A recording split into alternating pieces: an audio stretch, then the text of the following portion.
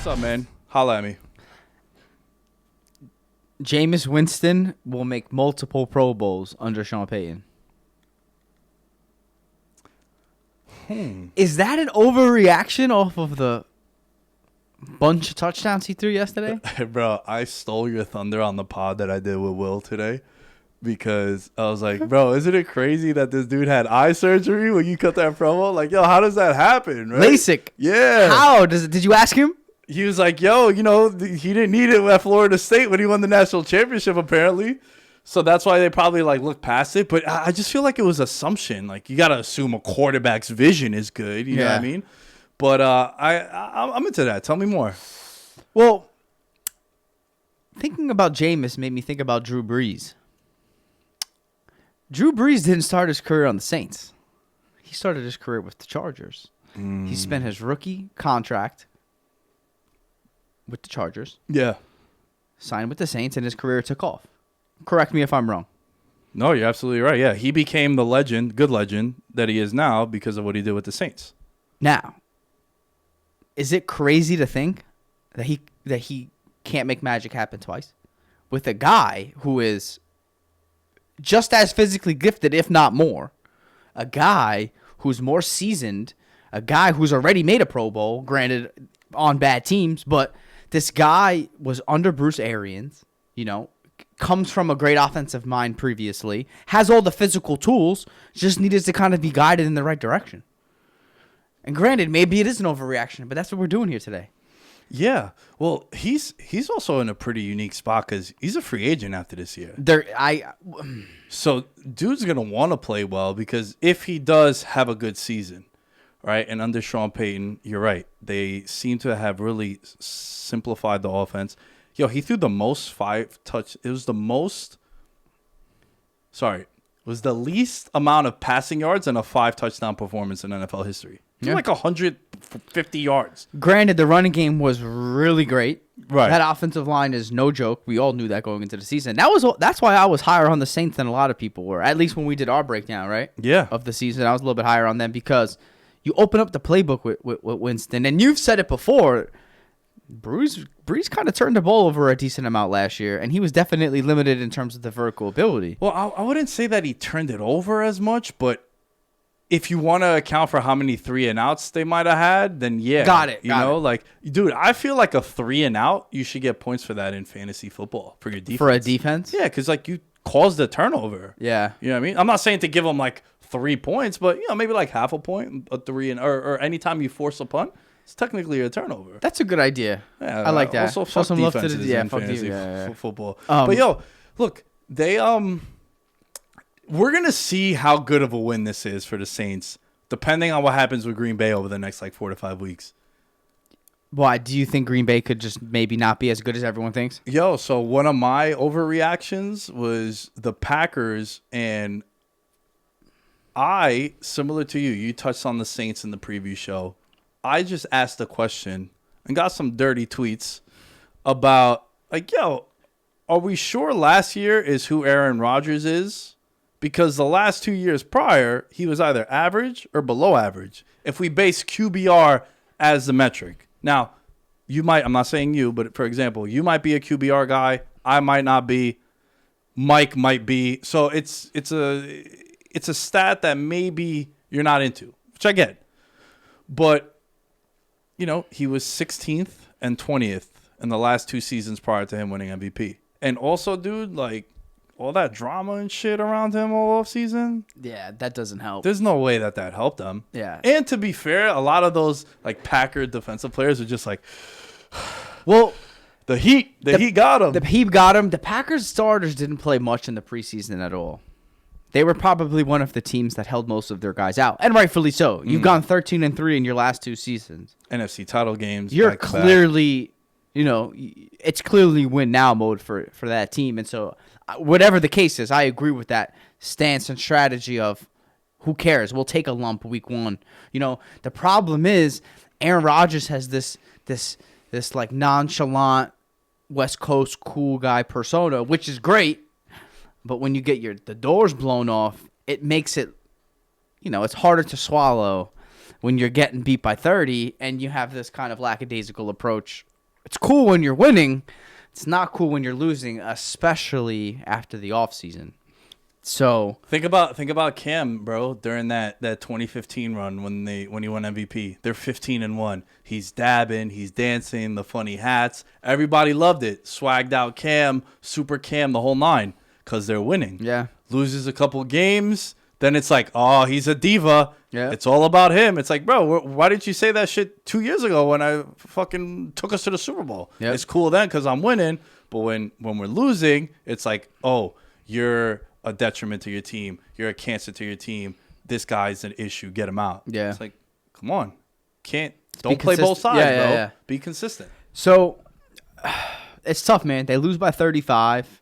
Pummeled, bro. It was a wrap at halftime. I think less than 60 yards of offense. Yeah, they had it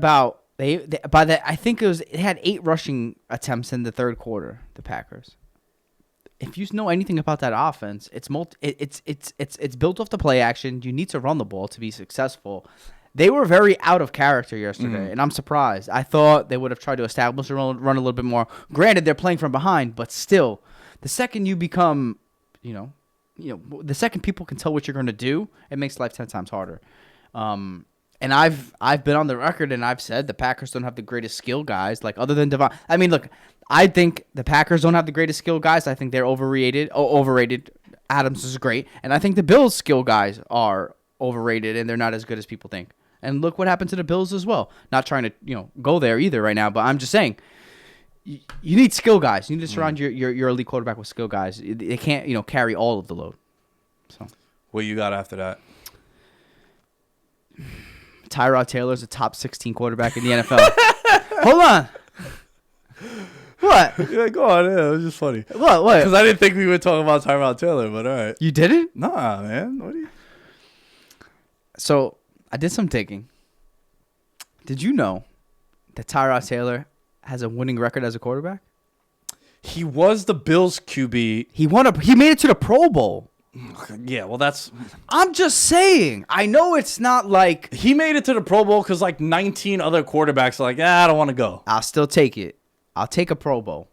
So, 25, 21, and 1. He's 25, 21, and 1. I'm not saying that's elite. I'm not saying he's a top 5, top 7, top 10. I'll tell you this much. I'd fucking take him on the Giants in a heartbeat. But that's this the dude point. Can make plays. That's the point I'm trying to make. Tyrod Taylor is a quarterback where if you tailor the scheme to him, he can be successful. You know what I mean? Mm-hmm. And I think that's what the Texans are going to do this year. They may only win one game this year, but they put up 35 plus. And I think Tyrod Taylor had an important piece of that. And I'll say this. He's had one hell of an unlucky career. Yeah. 6th-round pick by the Ravens. Gets to the Bills, leads them to the playoffs before the Bills were even a thing. 10-6. Gets traded away. By the way, after they make the playoffs. Yeah. It lands on the Browns. A couple games, Baker. Last season, starting quarterback, Chargers. He gets stabbed with the punctured rib or some lung. shit. Yeah, the lung. I mean, unluckiest career of all time. Quarterback. Most unlucky quarterback career of all time. And I think, he's been getting sold short in his career. And I think he's a top 16 quarterback. Top half of the NFL. Definitely take him over Daniel Jones. So that's right now. one. Probably would take him right now over Carson Wentz. Okay. Would you take him in Denver? Yes. I don't love Bridgewater. He's a good game manager. I still think Drew Lock is the better quarterback to win you games when you have to win a game. Not against the garbage Giants where you're up 15. Teddy covers 23-4 against the spread as a road favorite, bro. Teddy covers. I love Teddy. Teddy Two Glove. Teddy Two Glove. Great smile. Smart with the ball. He's a Vic Fangio quarterback. I understand why they went with him week 1. He's not going to lose you the game. That defense is so good. Their skill guys are so good. Hamler, Judy, who's injured a few weeks now. Thank God it's not ACL. Yeah. You got Hamler. You got Judy. You have Font. Sutton. I mean, Melvin Gordon, too. Everyone was hyping up that rookie Williams. He outcarried him 14-11. We'll talk about that later. But I'm just saying, the Broncos have a very good roster. Well, that's why everyone was not penciling in, but that was the prime team that even the markets moved in sports betting for Rodgers to go there. Because you're looking at that team, you're like, yo, you throw Rodgers on that team? Like, whoa, what the hell? That's another thing. What if Rodgers is just like, whatever, I'm going to Denver next year? Anyway, could be. He probably thought the entire offseason like he was gone. I think he was so checked out that he was going to retire. You think he was going to come back? Nah, I thought like he was just going to step away, do that. Remember it was the heavy Jeopardy shit? Like he was the host on Jeopardy. My mom loves Jeopardy. And she was like, yo, the quarterback from Green Bay was not too bad. I liked him. I was like, all right, interesting. He's got one more run in him somewhere else. Yeah. Overreaction? Yeah, give me. I was a year early on Kyler Murray. Yeah, I mean. Bro. Well, not for nothing. I wouldn't even say that. He got hurt. Yeah. Granted, the team wasn't good enough, and if you don't have team success, you're not winning an MVP. Man. Yo, Christian Kirk. Finally. The slot, 5 for 70 and 2 touchdowns. So, it wasn't one of my overreactions, but I have it written down. You're going to like this. Kyler Murray may have a Westbrook MVP season. The team, his numbers may be so good that he may kind of, buck the trend of this team needs to win the division. This team needs to win 12 games. If his numbers are so good and they're a wild card team, I don't know. That was just that's not really an overreaction. No. I think you're onto something. But I will say he just has to make the playoffs. Yes. Like, you just have to make the playoffs. Now, historically, you've done more than just made the playoffs to win MVP. I think you've had to win the division.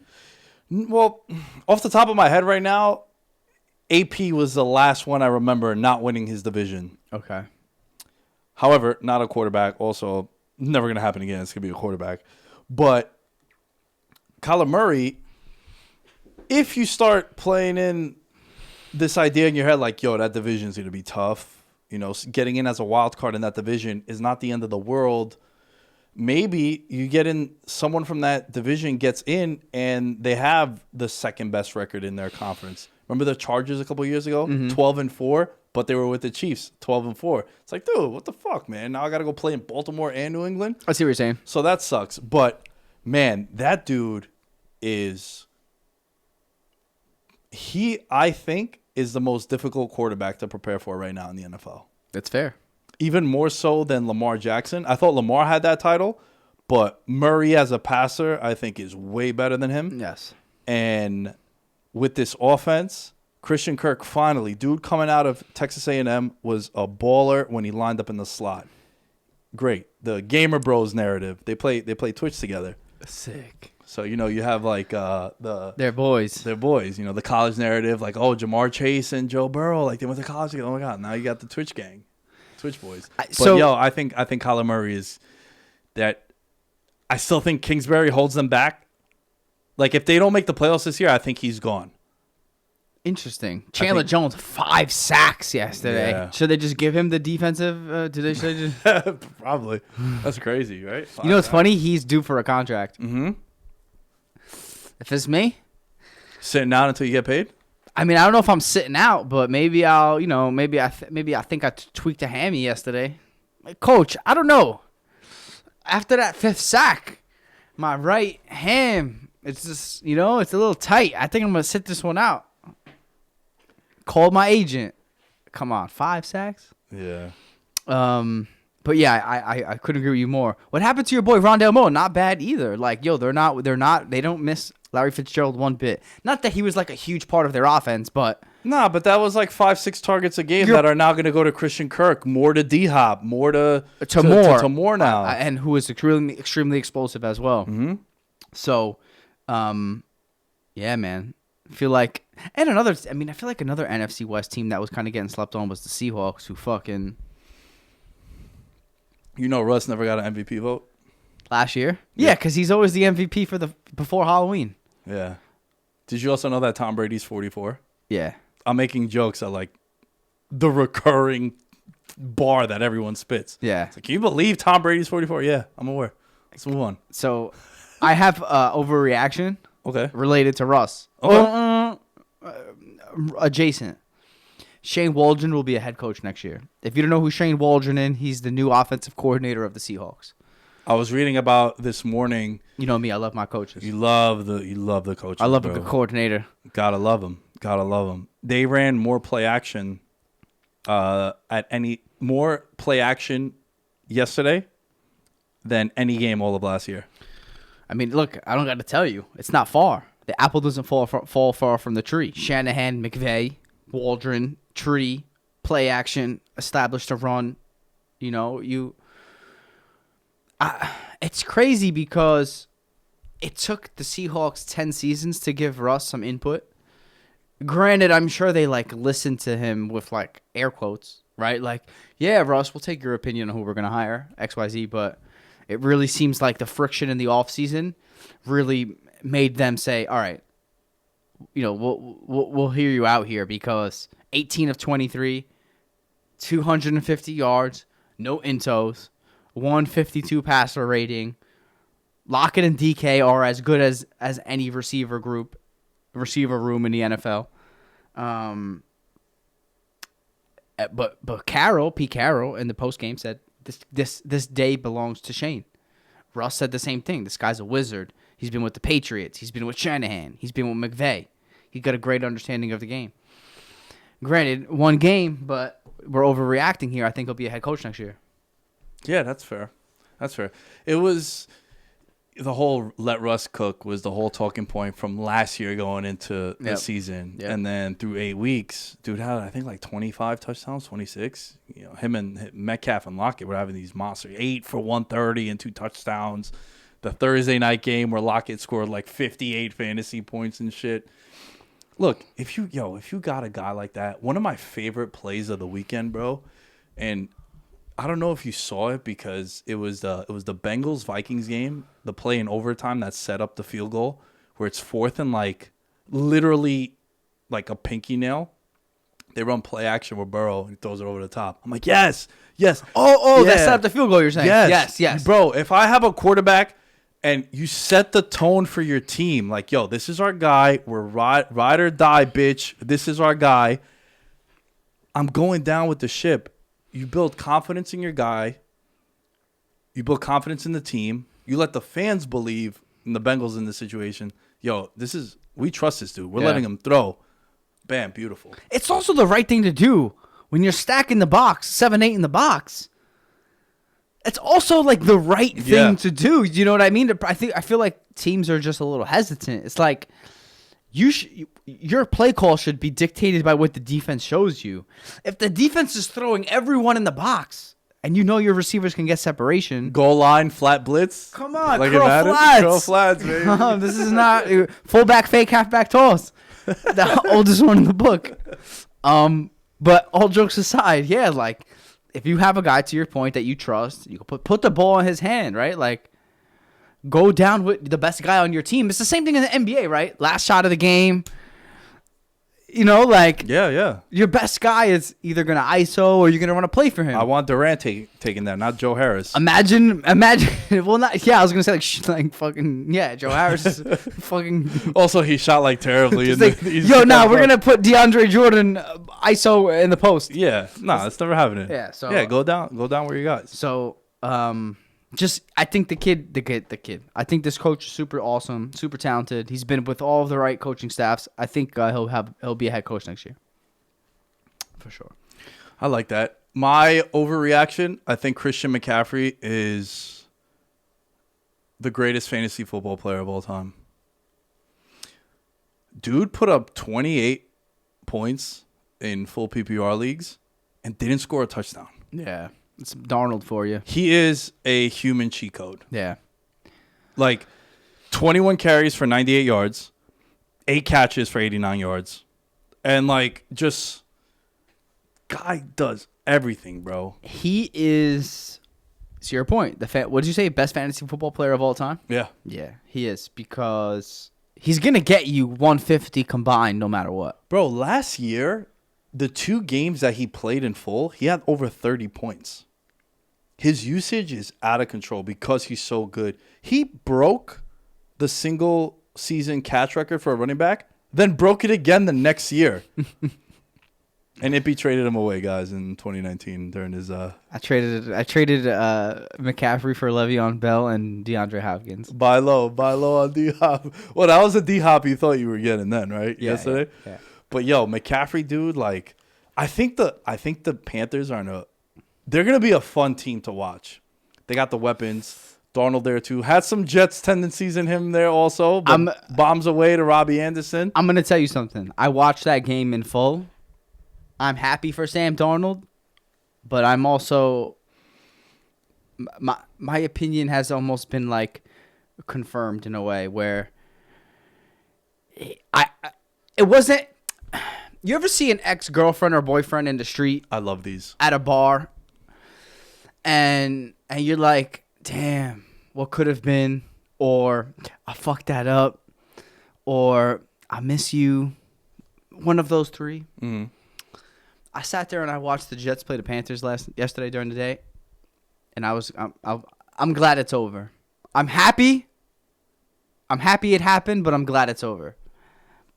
There wasn't an ounce of regret or confusion. No or listening any of to Certified Lover Boy sending texts. none of that. No Mac Miller on repeat. No, none of that. I watched that game, and again, Zach Wilson didn't look the greatest in the first half. But the offensive line didn't look as good as we anticipated. But I'm so glad with what happened. And look, again, Sam Darnold, solid quarterback. You know what I mean? He'll be like a mid-tier guy his career, and that's awesome. But to your point, great weapons. Great weapons. But the Panthers as a whole, the Jets were right in that game. I mean, granted, it was 16-0 going into half, but the Jets battled back. And the Panthers didn't really... The great teams in the NFL and in general can put you away. Mm-hmm. They can step on your throat when they have you in that position. You at little UFC, they can put you in that triangle choke or, whatever the case is. They didn't do that. And so, granted, it's week 1. We'll see what happens. But they didn't really, put a bad team away, which they should have, I thought. So, yeah.